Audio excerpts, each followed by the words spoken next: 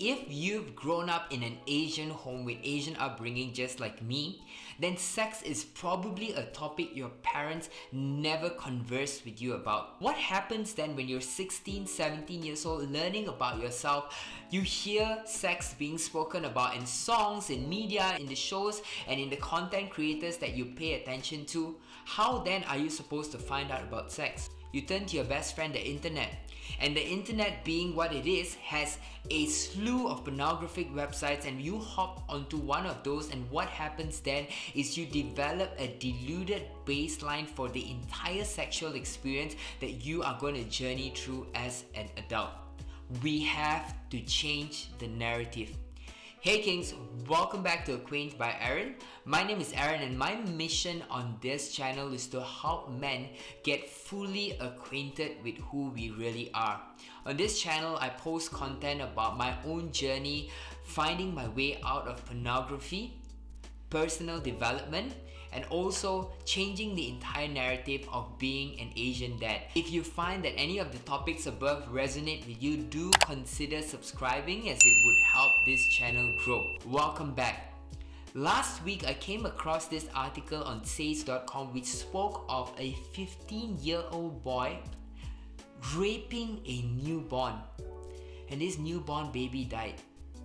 As a new father myself, this completely brought me to shambles, and I think that something needs to be done when it comes to the topic of sex, especially in our Asian household and in our Asian culture. Today, in this video, I just want to outline 3 ways that I feel that pornography and the lack of education and conversation around sex is affecting the relationships that we as men have in life today. So I just like to be a little bit vulnerable and share with you my own story of coming across pornography, and I'll outline for you 3 ways that I feel like that has affected my life as a man as well as an adult. So the first time that I came across pornography was when I was in fact just 11 years old, and I had this kid in my primary school, and we had this small phase in our school life that we were allowed to bring our mobile phones. And back in this was like, I think early 2000s or late 1999 or 2001. I had this friend, and he pulled out his phone and he showed me a pornographic picture. And what was crazy to me is that at that time I just couldn't see it. I didn't really understand what was going on in the picture. I think I was just a kid at then. But what he was narrating to me is that his mom, he comes from a single parent household, his mom allows him to watch porn so that she is monitoring what he's doing sexually at 11 to 12 years old.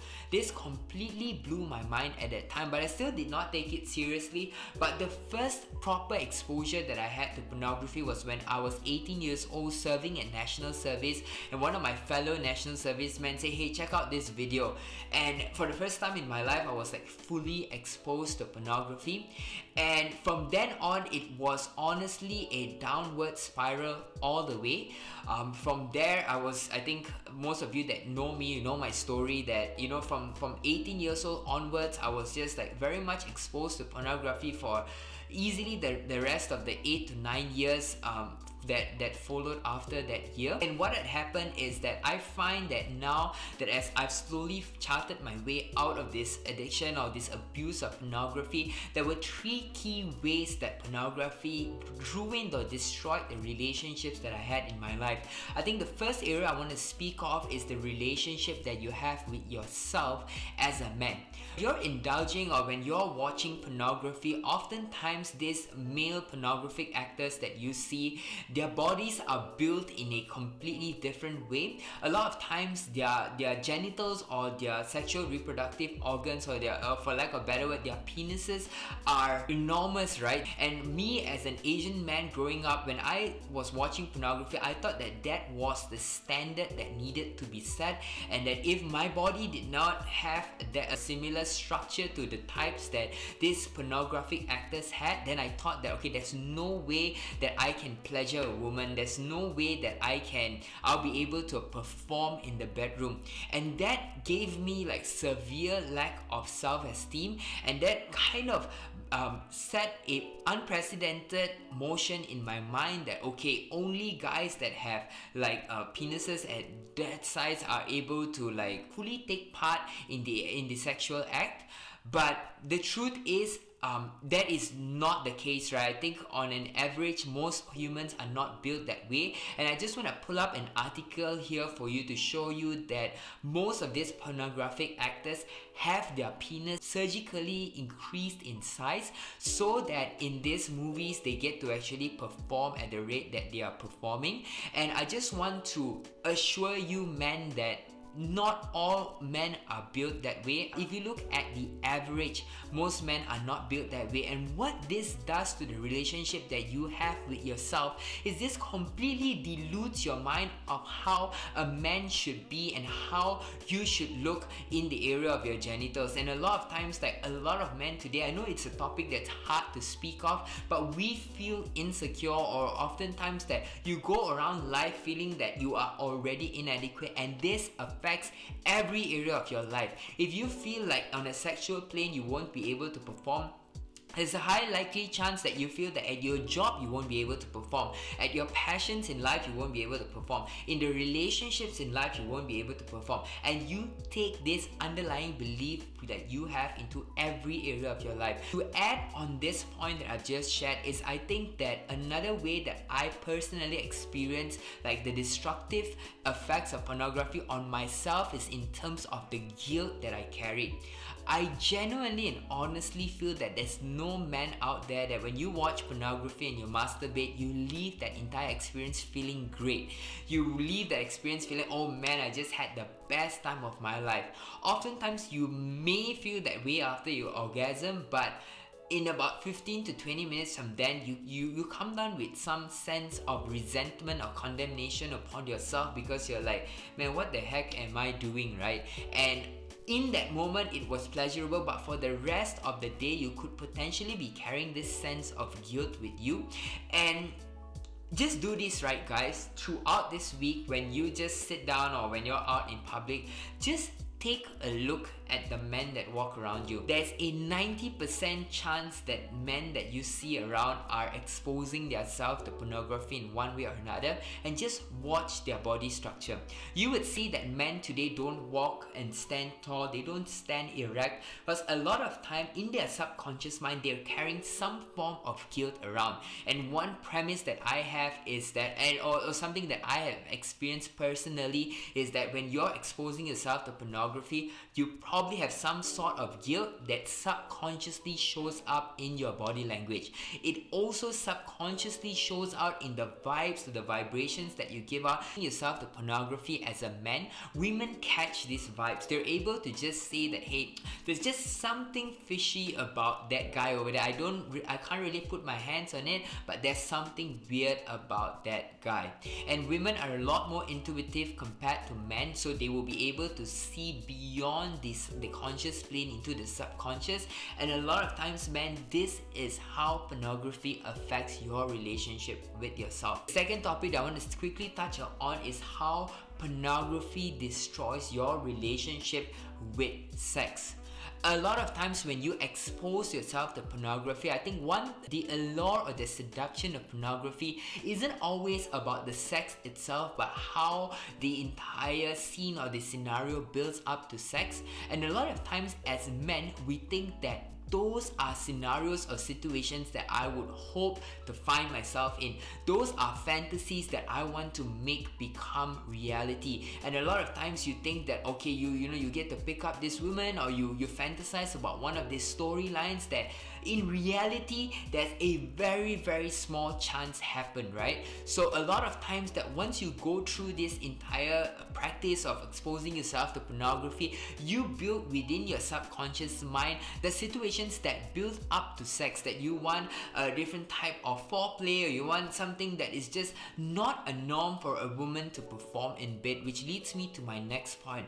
When the entire act of sex is being consummated within a marriage or even outside of marriage, whatever it is that you prefer, right? So a lot of times you feel like, okay, this is the standard, this is what a woman wants to, or how a woman wants to be pleasured. But a lot of times the act of sexuality that's portrayed on a pornographic film is so far way out of our normal human behavior that people are actually paid to act those out, right? If you don't really know yet, these guys are not actually enjoying the sex that they are looking at. I'm going to link you a video in my description, which actually is a story of a pastor who was formerly a porn star, and he's just outlining how the entire sexual experience is portrayed on pornography. But coming back to my point, that's not how sex in reality portrays or plays out to be. So a lot of times, because you are exposing yourself to pornography, you have this deluded baseline of how sex should be, how it should be built up, how much aggression should be shown, how much male dominance should be portrayed within the sex act itself. I am not discounting the fact that within every relationship there needs to be the masculine and there needs to be the feminine, but I am 100% advocating that sex is not how it's portrayed to be within these movies that you're looking at. Final way pornography is destroying our relationships today is with the way men deal with women. Again, just go out this week or this weekend, sit down and just watch men around your environment. You will see that whenever a woman passes by, there's an 80 to 90% chance that the man is going to look. And a lot of times, even you as men, when you're conversing with a woman, a lot of times you catch yourself catching glimpses at her body parts. A lot of times within our subconscious mind, we have so much exposure to how the entire sexual interaction takes place in a pornographic movie, that while we are interacting with women, a lot of times we come to a place where we objectify women as just a sex object. And as a father myself raising a daughter, I think that this topic needs to be brought up, and men, it's time for us to step up and come out of this entire space that we're in. Women are made equal to men in God's eyes, and while there is the role of the masculine and there is the role of the feminine, I believe that everybody deserves respect. I would recommend that as men, we fix this situation now so that we can grow up and grow out of this. I think there are two key things that need to happen within our society today. One is we need to start having conversations. As parents, as even parents in Asian households, if you are somebody that's a little bit older, or if you're a new parent yourself, do not be afraid to explore the tougher topics that you need to talk and educate your children with. Fathers, in fact, if you have sons at home, you don't want your children to grow up with pornography as their baseline for how the entire sexual experience is supposed to take place. Pornography is not the norm.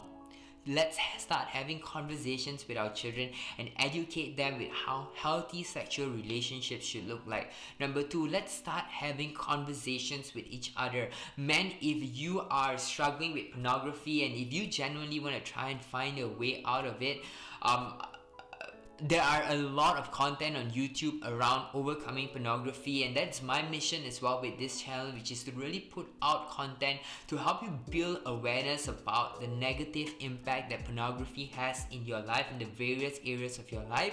And you speak to someone, speak to your friends. For me, what really helped me was, at that time, my wife was my best friend.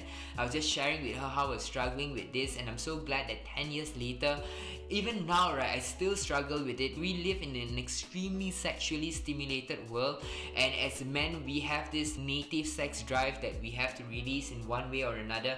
But one thing I've been doing is I've always speaking to my wife. So the moment I feel like I've seen something, or it's kind of triggering me to get down that part, I immediately speak to her. Brings me into a space of to the center again, and we work our way out of it. That's all for this video this week. I hope it gives you some value to understand that pornography is not healthy for you. Pornography is destroying the relationships that we have today, and some suggestions of how you can overcome it. If you don't have anyone to speak to, my email is in the link below. Share your stories across and let's work out of this situation together. Thank you guys. Catch you guys in the next one. Bye bye.